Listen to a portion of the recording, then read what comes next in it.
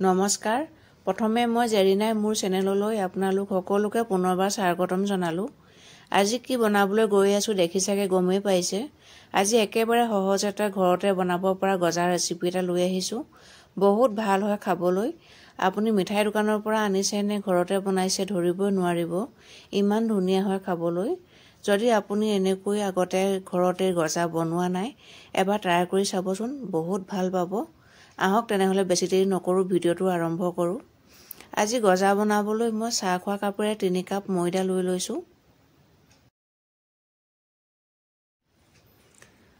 তাৰ পাছতে লৈ লৈছো চাহ খোৱা চামুচেৰে আধা চামুচ বেকিং সোডা।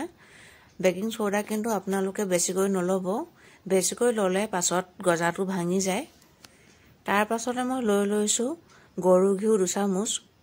আপোনালোকে গৰু ঘিউ হলনি ৰিফাইন তেলো ব্যৱহাৰ কৰিব পাৰে, কিন্তু গৰু ঘিউ এনেকৈ দিলে টেষ্টটো বেছি ভাল হয় খাবলৈ আৰু ফ্লেভাৰটো বহুত ধুনীয়া আহে। সেই কাৰণে মই গৰু ঘিউ লৈ লৈছো। আপোনালোকৰ ওচৰত যদি গৰু ঘিউ নাথাকে তেনেহলে ৰিফাইন তেলো ল'ব পাৰে। তাৰ পাছত এনেকৈ ঘিউখিনি ধুনীয়াকৈ ময়দাখিনিত সানি লৈছো। এইটো মতে ভালকৈ ময়দাখিনি ভালকৈ সানি ল'ব লাগে। গোটেই ইনগ্ৰেডিয়েন্টছখিনি হাতেৰে মোহাৰি মোহাৰি ভালকৈ সানি ল'ব। যদি ভালকৈ সানি নলয় পাছত কিন্তু গজাটো ভাল নহবগৈ। আৰু এনেকৈ গোটেইখিনি মিক্স কৰাৰ পাছত এনেকৈ মুঠি মাৰি চাব। যদি এনেকৈ মুঠি বান্ধে তেনেহলে আমাৰ মিশ্ৰণখিনি পাৰফেক্ট হ'ল বুলি ধৰি ল'ব। আৰু যদি মুঠি নাবান্ধে তেনেহলে অলপ ঘিউ বা ৰিফাইন তেল লৈ আকৌ মোহাৰি থাকিব। এতিয়া মই 1 কাপ পানী লৈ লৈছো। মই ঠাণ্ডা পানী লৈছো আৰু আটা মঠাৰ নিচিনাকৈ এতিয়া মঠি ল'ম। ময়দাত পানী দিওঁতে সদায় অকণমানকৈ দিব লাগে, কাৰণ ময়দাখিনিয়ে কেতিয়াবা পানী সোনকালে শুহি লয়, তেতিয়া বেছি পনীয়া হৈ যায়। সেইকাৰণে অকণমানকৈ দি ডোটো বনাই ল'ব লাগে। আৰু ডোটো আমাক অকণমান টান ডো লাগিব। গজাৰ ডো হলে টান হ'ব লাগে, তেতিয়া গজাটো খাবলৈ বহুত ধুনীয়া হয়। এয়া আমাৰ ডোটো প্ৰস্তুত হৈ গ'ল। এয়া দেখিছেনে, মই অলপ টান কৰি ৰাখিছো। এতিয়া মই আধা ঘণ্টাৰ কাৰণে ৰেষ্ট কৰিব দিম। দেখিছেনে, মই টান কৰি ৰাখিছো। এতিয়া আধা ঘণ্টাৰ কাৰণে মই ডোটো থৈ দিম। মিনিমাম আধা ঘণ্টা আপোনালোকে থৈ দিব। ময়ো আধা ঘণ্টাই থৈ দিম। আধা ঘণ্টাৰ পাছত মই এয়া আকৌ ঢাকন উলিয়াই চাইছো। এয়া দেখিছেনে, ডোটো অকণমান কোমল হৈ গৈছে। এয়া দেখিছেনে। এতিয়া মই আকৌ অকণমান ডোটো মাৰি লৈছো। বেছিকৈ মাৰিব নালাগে, অলপকৈ মাৰিলেও হৈ যাব। এতিয়া মই এখন কটন কাপোৰ টাইলছখনৰ ওপৰত পাৰি লৈছো আৰু ওপৰতে মই বেলনাখন লৈ লৈছো। কটন কাপোৰৰ ওপৰত বেলনাখন লৈ ললে বেলনাখন পিছলি নাযায়, নহলে টাইলছত পিছল খাই যায়। এতিয়া মই ডোটো হাতেৰে এনেকৈ চেপেটা কৰি লৈছো আৰু মাজতে দুভাগ কৰি এনেকৈ কাটি লৈছো। আকৌ এনেকৈ ওপৰতে দি ল'ম। এয়া দেখিছেনে, এনেকৈ দি লৈছো আৰু এতিয়া হাতেৰে এনেকৈ চেপেটা কৰি দিছো আৰু কাষটো এনেকৈ হাতেৰে টিপা মাৰি দিব, নহলে পাছত গজাটো ভাজোতে মুকল খাই আহে। আকৌ এনেকৈ মাজতে কাটি লৈছো আৰু ইয়াৰ ওপৰতে দি লৈছো। আকৌ হাতেৰে এনেকৈ চেপেটা কৰি ল'ম। দেখিছেনে, আৰু কাষটো হাতেৰে এনেকৈ টিপা মাৰি মাৰি দিব, এনেকৈ থপথপাই দিব, তেতিয়া কাষ দুটা ভালকৈ লাগি যায়। নহলে কিন্তু ভালকৈ লাগি নধৰিলে পাছত গজাটো ভাজোতে মুকল খাই যাব। এয়া দেখিছেনে, এনেকৈ এইটো প্ৰচেছত আপোনালোকে 8-9 বাৰ মান কৰি ল'ব। একেটা প্ৰচেছকে মই 8-9 বাৰ মান কৰি ল'ম, তেতিয়া ইয়াৰ লেয়াৰটো খুব ধুনীয়া হয়। এয়া দেখিছেনে, আপোনালোকেও এনেকৈ 8-9 বাৰ মান কৰি ল'ব এনেকৈ, তেতিয়া লেয়াৰটো খুব ধুনীয়া হ'ব। লগতে সাইডকেইটাও হাতেৰে এনেকৈ টিপি টিপি লগাই দিব। এইটো কিন্তু বহুত ইম্পৰ্টেণ্ট হয়, মই বাৰে বাৰে কৈছো। এইখিনিতে এটা আপোনালোকৰ ৰিকুৱেষ্ট কৰো, যদি মোৰ ভিডিঅ'টো ভাল লাগে লাইক কৰিব, শ্বেয়াৰ কৰিব আৰু কমেণ্ট কৰিব। আৰু মোৰ চেনেলত যদি আপোনালোক নতুন ভিউৱাৰ্ছ হয় তেনেহলে মোৰ চেনেলটো নিশ্চয় ছাবস্ক্ৰাইব কৰি দিব আৰু ছাবস্ক্ৰাইব কৰি কাষত থকা বেলটো টিপি দিব। তেতিয়াহে মোৰ আহিবলগীয়া প্ৰত্যেকটো ভিডিঅ' নটিফিকেশ্যনবিলাক আপোনালোকে আগতীয়াকৈ পাই থাকিব। এয়া চাওক মোৰ লেয়াৰটো কিমান ধুনীয়া হৈছে। আৰু এয়া দেখিছেনে, ভিতৰত অলপ ফুটা ফুটা থকা যেন লাগিছে, তাৰমানে আমাৰ ডোটো পাৰফেক্ট হৈছে। এয়া দেখিছেনে, মই আকৌ কৰি লৈছো একেই প্ৰচেছতে। এতিয়া হাতখনেৰে মই আকৌ বহলি কৰি দিছো। এয়া চাওক, আৰু কাষকেইটা সমান কৰি ল'ম। এয়া চাওক, ডোটো হাতেৰে এনেকৈ বহল কৰি ল'ব।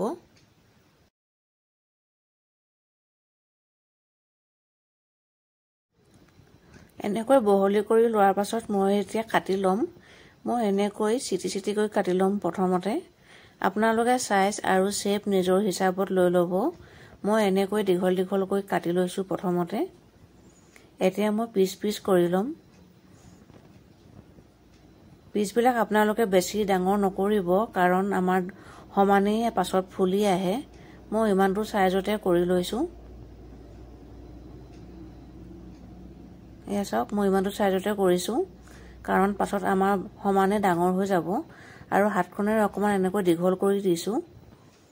এয়া চাওক, মোৰ গোটেইখিনি কটা হৈ গ'ল। আহক এতিয়া নেক্সট ষ্টেপলৈ যাওঁ আমি। এতিয়া গেছৰ ওপৰত মই এখন কেৰাহী পাতি দিলোঁ আৰু ইয়াতে মই চাহ খোৱা কাপেৰে 2 কাপ চেনি লৈ ল'ম। এয়া চাওক, মই 2 কাপ চেনি লৈ লৈছোঁ আৰু 2 কাপ ঠাণ্ডা পানী মই ইয়াতে দি দিম।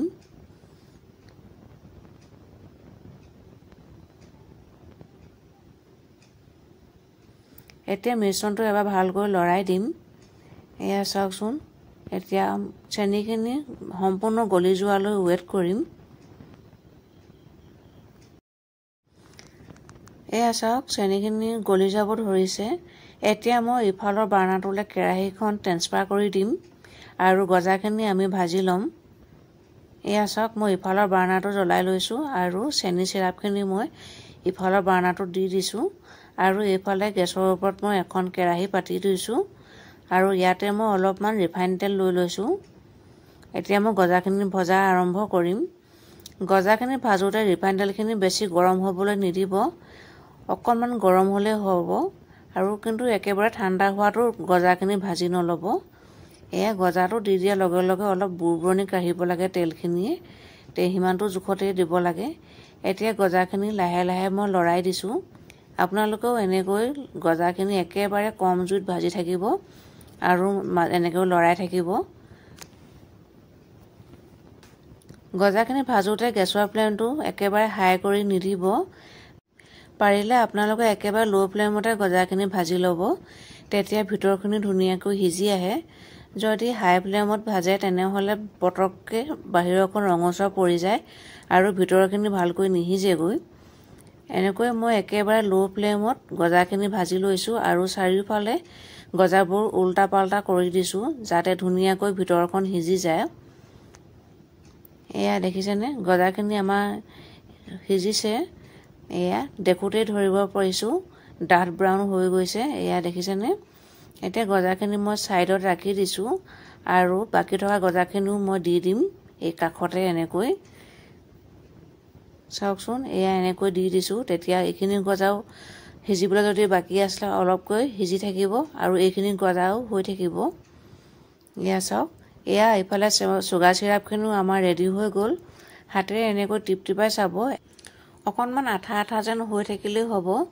আমাৰ গজাৰ কাৰণে চুগাৰ চিৰাপটো বেছিকৈ পাতল হ'ব নালাগে। বেছিকৈ পাতল হ'লে গজাত চিৰাপখিনি সোমাই নাযায় আৰু বেছি ডাঠ হ'বও নালাগে। এতিয়া এয়া দেখিছেনে, গজাখিনি ভাজি লৈ মই লগে এনেকৈ দি দিছোঁ চুগাৰ চিৰাপখিনিত। আৰু চুগাৰ চিৰাপত বেছিকৈ গজাখিনি ৰাখি নথ'ব, খুব বেছি 2 মিনিট সময় ৰাখিব, পাৰিলে 1 মিনিট সময়তে উঠাই দিব। বেছি দেৰি থ'লে গজাটো পাছত কোমল হৈ যায়গৈ, সেইকাৰণে বেছি দেৰি ৰাখিব নালাগে। গজাটো গৰমে এনেকৈ দি দিয়াৰ পাছতেই চুগাৰ চিৰাপ ধুনীয়াকৈ সোমায়ে যায়, কাৰণ গজাখিনি আমাৰ গৰম হৈয়ে থাকে। এয়া দেখিছেনে, মই প্ৰায় 1.5 মিনিটমান সময় থকাৰ পাছতে গজাখিনি উঠাই দিছোঁ আৰু বাকীখিনিও মই ভাজি ল'লোঁ আৰু এনেকৈ চুগাৰ চিৰাপখিনি দি দিছোঁ আৰু এইখিনিও মই প্ৰায় 1.5 মিনিটমান ৰখাৰ পাছত আকৌ মই এটা বাতিলৈ নমাই ল'ম। এয়া চাওকচোন কিমান ধুনীয়া হৈছে, খাবলৈ বহুত টেষ্টি হয়। আপোনালোকে যদি আগতে এনেকৈ ঘৰত গজা বনোৱা নাই, এবাৰ ট্ৰাই কৰি চাবচোন, নিশ্চয় ভাল পাব আৰু কেনেকুৱা পালে মোক কমেণ্ট কৰি জনাবলৈ নাপাহৰিব। এয়া চাওকচোন, একেবাৰে হোটেলৰ দৰে হৈ পৰিছে। ভিডিঅ'টো শেষলৈকে চোৱাৰ কাৰণে বহুত ধন্যবাদ জনালোঁ। আকৌ এটা নতুন ভিডিঅ'ৰ সৈতে আপোনালোকৰ লগত আকৌ কথা পাতিম।